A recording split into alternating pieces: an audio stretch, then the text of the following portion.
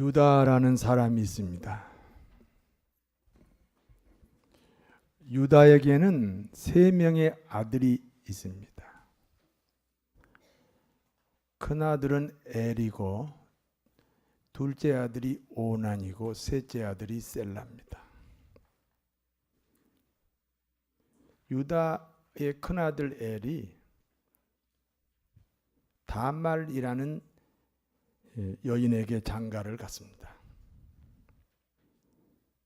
엘과 다말 사이에는 자식이 없습니다. 자식이 없는 상태에서 남편 엘이 죽었습니다.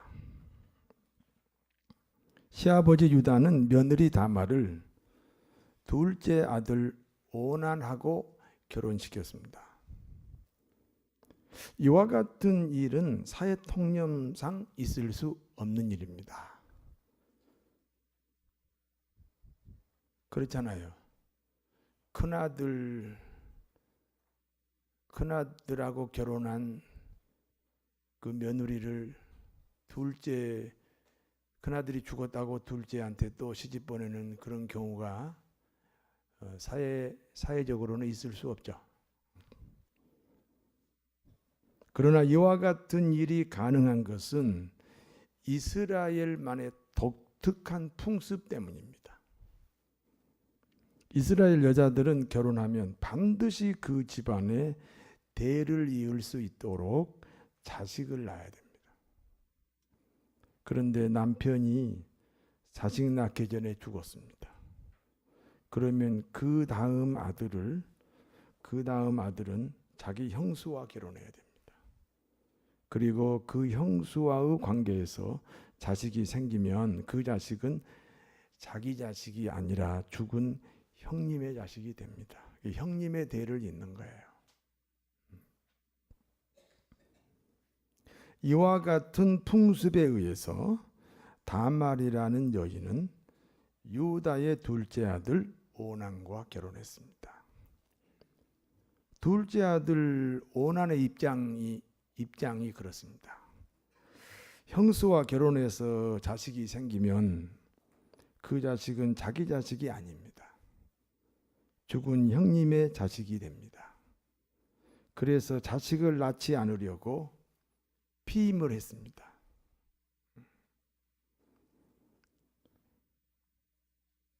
자식을 안 낳으려고 피임을 한 오난의 행위를 하나님이 악하게 보셨습니다. 그러므로 하나님이 오난을 죽이셨습니다. 다말 입장에서는 이제 세 번째 아들에게 또 시집을 가야 됩니다. 그러나 셋째는 나이가 어리므로 기다려야 됩니다. 세월이 흘렀습니다. 어린 막내가 장가 갈 만큼 성장한 청년이 되었습니다. 그러나 시아버지 유다가 셋째 아들과 다말을 결혼시켜주지 않습니다. 다말이라는 며느리가 큰아들과 결혼하자마자 큰아들이 죽었습니다. 다말이라는 며느리가 둘째 아들과 결혼하자마자 또 둘째 아들도 죽었습니다. 며느리 다말이 팔자가 센 여자인 것 같습니다. 약속대로 며느리 다말을 막내 아들에게 시집 보내면 막내까지 죽을까? 이 시아버지 입장에서 걱정입니다. 그래서 유다는 며느리 다말과 막내 아들 셀라와 결혼시켜주지 않았습니다.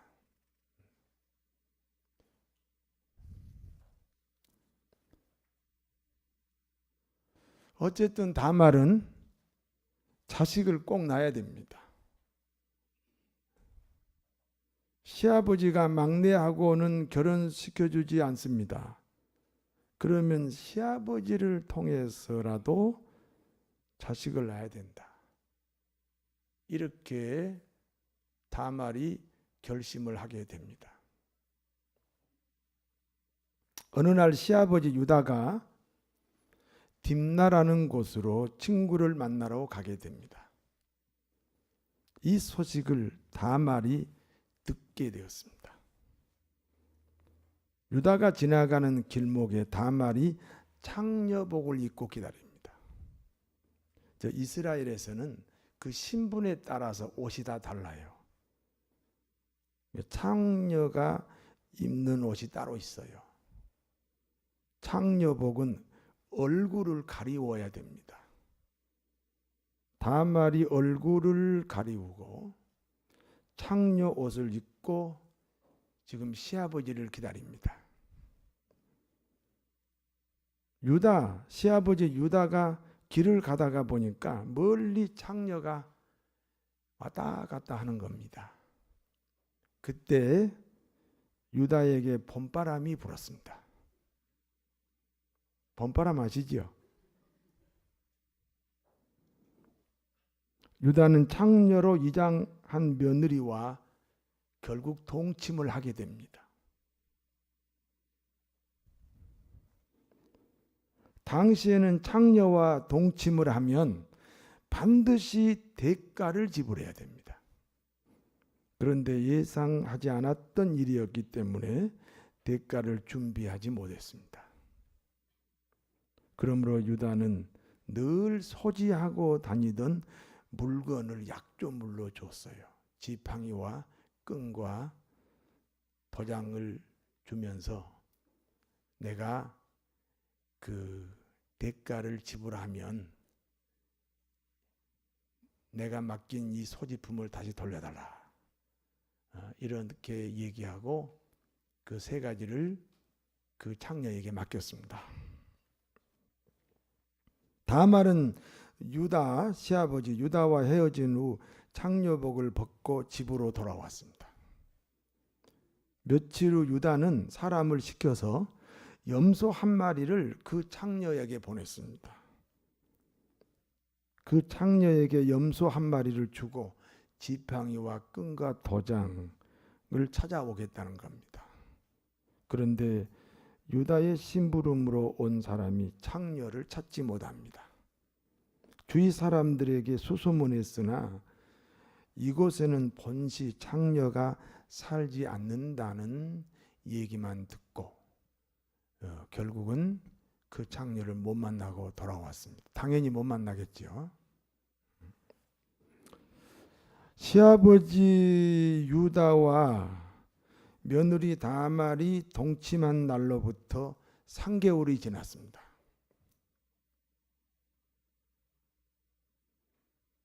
어째 성경에 그런 얘기가 다 있나? 그렇게 생각을 하고 들으시면 됩니다. 시아버지 유다와 며느리 다말이 동침한 날로부터 3개월이 지났습니다. 사람들이 유다에게 이렇게 말합니다. 당신의 며느리 다말이 행음하였습니다. 당신의 며느리 다말이 행음으로 인하여 임신하였습니다. 당신은 남편 없는 여자가 임신하면 돌로 쳐 죽이거나 불에 태워 죽였습니다. 유다는 며느리 다말을 불에 태워 죽이려고 했습니다. 그와 같은 때에 다말이 3가지 물건을 유다에게 보여줍니다. 지팡이와 끈과 도장입니다. 유다가 창녀에게 준 약조물입니다. 그런데 그 약조물이 며느리에게 있습니다. 그러므로 그때 그 창녀가 며느리였다는 것을 유다가 알게 됩니다. 그때 그 창녀가 그 며느리였구나. 며느리가 창녀로 이장하고 나하고 있을 수 없는 일을 저지르게 됐구나. 이렇게 유다가 알게 됐습니다. 시아버지 유다가 며느리 다말을 막내 아들 셀라에게 시집 보내주지 않았습니다. 그렇기 때문에 다말은 시아버지를 통해서라도 자식을 얻으려고 창녀로 이장을 한 겁니다. 결국 시아버지 유다는 며느리를 장녀로 알고 동침했습니다. 그 결과 며느리가 임신했다는 사실을 이제 늦게 알게 됐습니다. 그때 시아버지 유다가 남긴 유명한 말이 있습니다. 한번 따라서 하세요. 너는 나보다 옳다. 이게 무슨 소린가?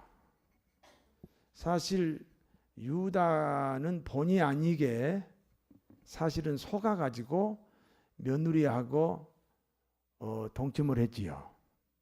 며느리는 의도적으로 시아버지를 속여서 그런 일을 저지른 거죠. 그런데 이 시아버지 말이 너는 나보다 옳다. 이렇게 말을 하고 며느리 다말을 불로 태워 죽이겠다는 계획을 취소합니다. 어쩌다가 며느리와 동침했지만 그 일은 없었던 일로 생각하기로 했습니다. 그래서 시아버지와 며느리 관계를 확실하게 지키고 남자와 여자라는 이성의 관계로는 돌아가지 않았다. 그 말씀입니다. 때가 되어 다말이 쌍둥이를 출산하게 됩니다. 산파가 보니까 갑자기 아이의 손이 나옵니다. 요놈이 큰아들이구나 하고 얼른 그 손목에 붉은 실을 묶었습니다. 쌍둥이가 태어나면 누가 큰아들인지 누가 둘째 아들인지 분간이 안 되니까 산파가 아니 그 애가 나오기도 전에 손이 먼저 나와요. 그래서 그 손에다가 붉은 줄을 매달았어요. 아, 요놈이 큰아들이구나. 그런데 막상 나올 때는 붉은 실을 묶은 그 큰아들이 나오지 않고 둘째가 먼저 나옵니다. 그래서 산파가 둘째를 보고 이렇게 말합니다. 너는 베레스다. 베레스는 터뜨리다. 그런 뜻입니다. 주어진 운명은 둘째입니다. 그 운명을 터뜨리고 첫째가 되어 태어났다. 그런 뜻으로 이름을 베레스라고 불렀습니다.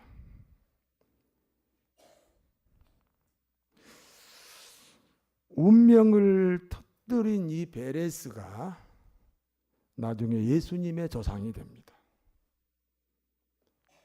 그 베레스가 예수님의 조상이 된다는 말은 시아버지하고 며느리 사이에서 있을 수 없는 그 관계에서 태어난 아들이 예수님의 족보가 된다. 예수님의 조상이 된다. 그런 이야기입니다.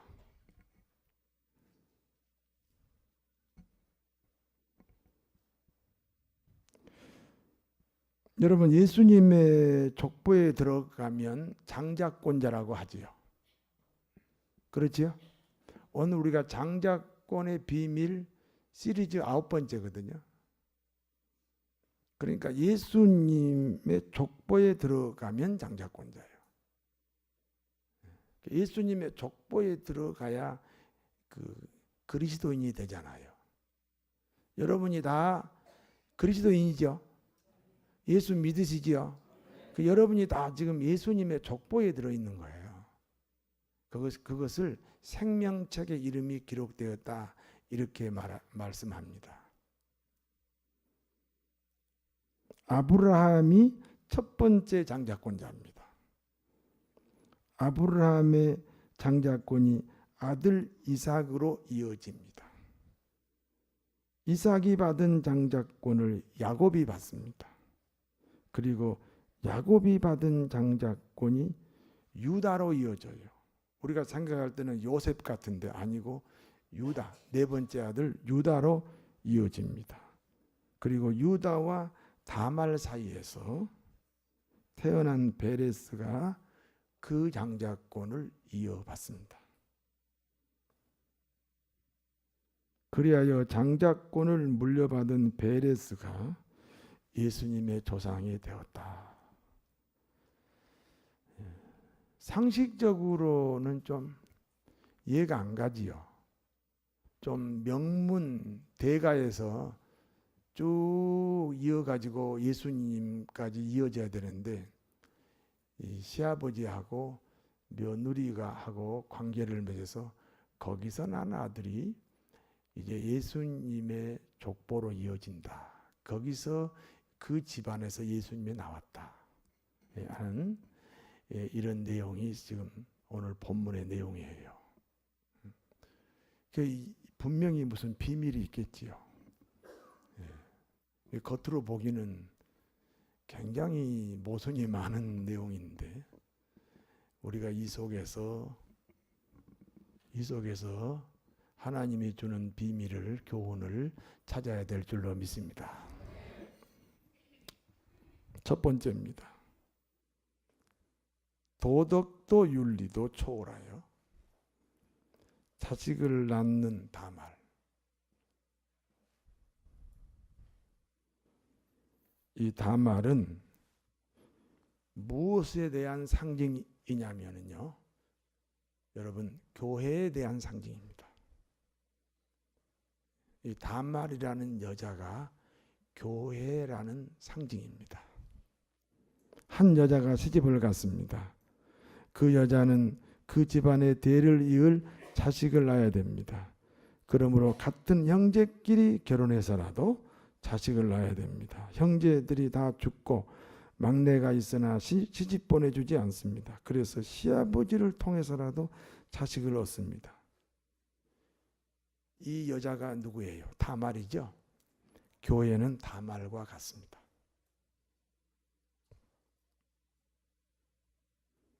교회는 이와 같이 세상 도덕과 세상 윤리를 초월하여 영혼을 구원하고 사람을 살리는 곳이다. 믿습니까? 네. 그러니까 영혼을 구원하는 일이 얼마나 귀중한가를 설명하기 위해서 오늘 이 본문이 우리에게 지금 전달하고 있는 그 교훈이에요. 영혼 구원이 얼마나 귀중한가. 도덕을 초월하고 윤리를 초월해야 된다. 윤리 때문에 영혼을 경시하고 도덕 때문에 그 생명을 경시하는 그런 일은 교회의 모습이 아니다. 그런 내용입니다. 교회를 부흥시키기 위해서 때로는 교인들의 인격을 무시하고 교회를 부흥시킨다는 이 성공주의에 빠져가지고 이 기독교 정도로 가지 않는 이 교회들에 대해서 경각심을 주는 말씀입니다.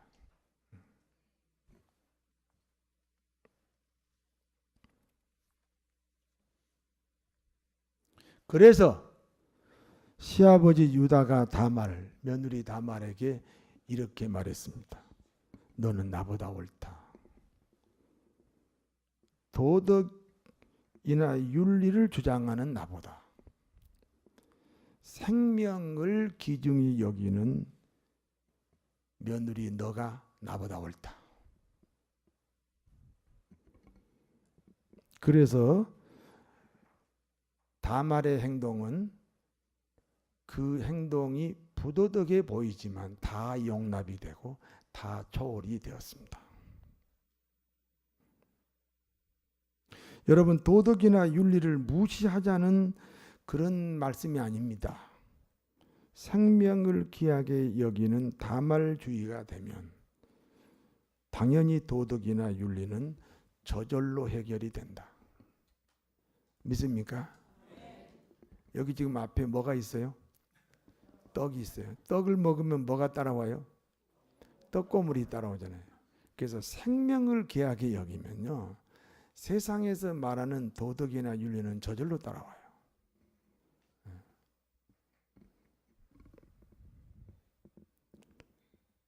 두 번째입니다. 교회는 교회인데 영혼을 구원하고 살리는 그런 교회가 아닌 교회가 있어요. 여러분, 영국이나 독일은 원래 기독교 국가였어요. 거기가 기독교의 출발이고 기독교의 거기가 뿌리예요. 100% 기독교인이었어요. 그런데 도덕이나 윤리로 빠졌어요, 교회가. 도덕적이지도 못하고 윤리적이지도 못하면서 도덕이나 윤리로 빠졌어요. 그리고 기독교 본질이 없어요. 영혼 구원, 생명을 살리는 이 영혼 구원이라는 기독교 본질이 없어졌어요. 그래서 100% 기독교인이었던 영국과 독일이 지금 2%입니다. 예수 믿는 사람이 2%예요. 그리고 교회를 술집으로 사용하고. 근데 참 이상한 것은 십자가 그대로 걸어놓고, 옛날에 교회 간판도 그대로 걸어놓고 안에서는 술집을 운영합니다. 거기서 무슨 카바레를 운영하고 라이트 클럽을 운영하고. 그래서 교회가 다 뭐 옷을 판매한다든지 뭐 카페로 바뀌었다든지, 완전히 교회가 그런데 신기하게도 그냥 십자가 그냥 걸어놓고, 옛날 교회 간판 그냥 걸어놓고 안에서 엉뚱한 짓을 합니다. 왜? 문화는 기독교 문화니까요. 그걸 걸고 안에서 술 먹고 안에서 음란한 행동을 합니다. 그 왜 그렇게 됐습니까? 본질을 잃어버렸습니다. 도덕론이나 윤리론에 빠졌어요. 사회 정의론에 빠졌어요. 도덕이나 윤리, 구제나 이런 것들은 다 국가적으로 맡은 곳이 따로 있어요. 교회는 정확하게 말하면 영혼 구원이에요. 그건 아무도 할 수 없는, 어느 종교가 할 수 없고 어느 대통령이 할 수 없는 영혼 구원, 그 부분을 교회가 맡아야 되는데 그걸 잃어버린 거예요. 그래서 우리 한국 교회도 지금 독일이나 영국 교회로 지금 닮아가고 있어요.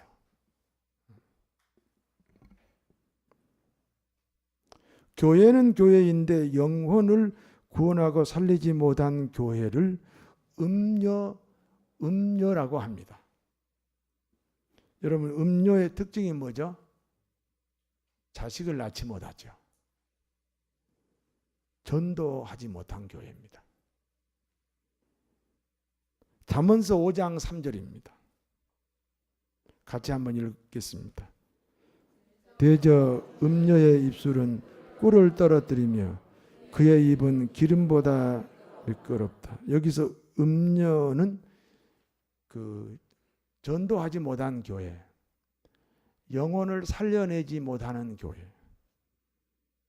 영혼 구원과 관계없는 교회, 꿀이 떨어지는 것과 같이 달콤합니다. 그러나 그런 함정에 빠지면 안 됩니다. 잠언서 6장 26절입니다.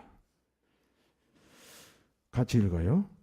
음료로 말미암아 사람이 한 조각 떡만 남게 되며 음란한 여인은 귀한 생명을 사냥함이니라. 영혼 구원과 관계없는 교회는 생명을 살리지 않고 오히려 죽인다는 겁니다. 여러분, 교회를 다니는데요, 구원의 확신이 없는 사람이 많아요. 왜 교회를 다니는데 구원의 확신이 없을까요? 목사님이 구원 이야기를 한 적이 없어요. 예. 그러면 성경은 그런 교회를 음녀라는 거예요. 음녀. 자식을 못 낳는 교회라는 거예요. 예. 영혼 구원이 안 되는 교회예요. 제가 한 20개 나라를 선교해 봤어요.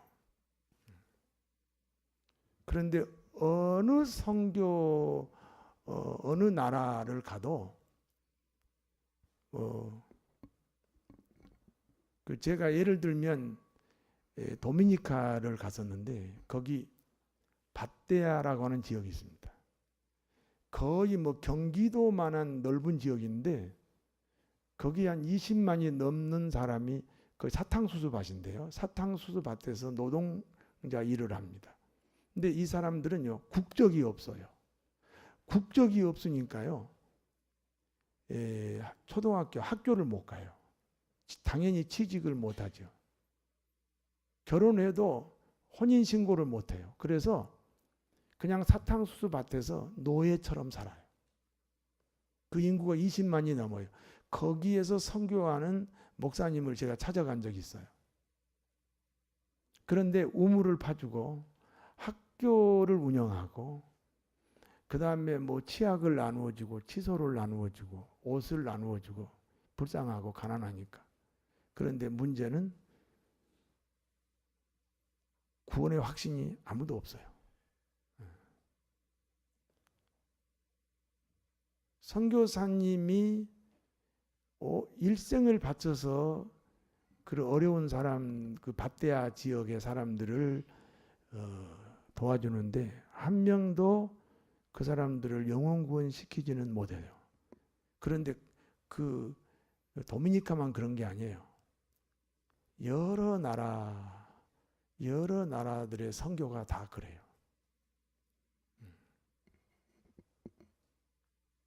늘 그 부분이 늘 가슴 아팠는데 오늘 이제 오후에 오시는 그 최바울 목사님은 정확하게 어느 나라를 가든지 예수를 믿도록 전도하는 그렇게 선교사를 파송하는 분이에요.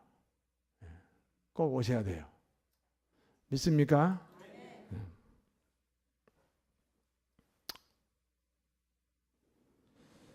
잠언서 22장 14절 했나요? 22장 14절 같이 읽습니다. 음녀의 입은 깊은 함정이라 여호와의 노를 당한 자가 거기 빠지리라. 영혼 구원과 관계없는 교회는 깊은 함정과 같다. 하나님의 진노 아래에 있는 사람들이 가는 곳이다. 잠언서 30장 20절입니다. 같이 읽어요. 음녀의 자치도 그러하니라. 그가 먹고 그의 입을 씻음같이 말하기를 내가 악을 행하지 아니하였다 하느니라. 영혼 구원과 관계없는 교회는 그 교회가 얼마나 잘못되었다는 것을 스스로 깨닫지 못합니다. 다음에 계시록 17장 5절을 같이 읽습니다.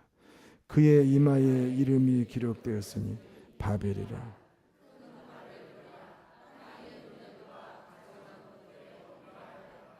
내가 잘못 읽었네. 그의 이마에 이름이 기록되었으니 뭐라고? 비밀이라. 큰 바벨론이라. 땅의 음료들과 가증한 것들의 어미라 하였더라. 영혼 구원과 관계없는 교회는 그 뿌리가 바벨론, 사단에 속해 있다.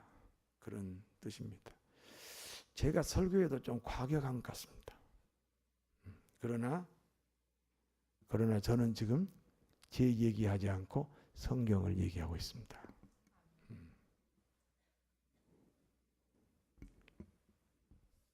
우리 교회는 어떤 교회입니까?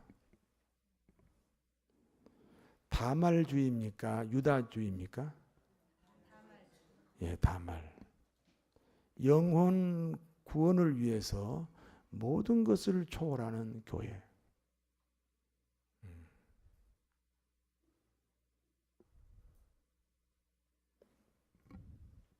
우리 교회는 다말주의입니다. 영혼 구원과 영혼 사랑을 최우선으로 삼고 있습니다. 다말주의가 되어야 천국 갑니다.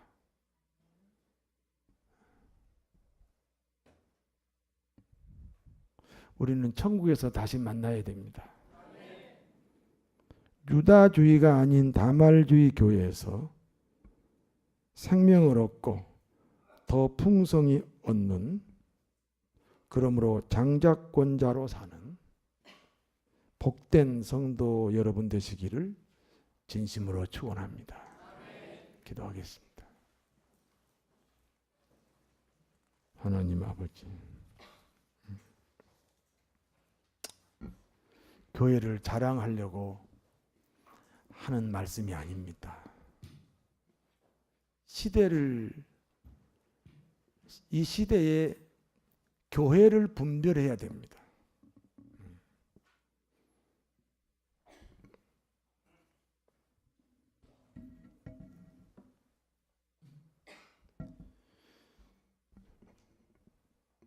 영혼을 사랑하는 일보다 더 귀한 일이 어디 있습니까?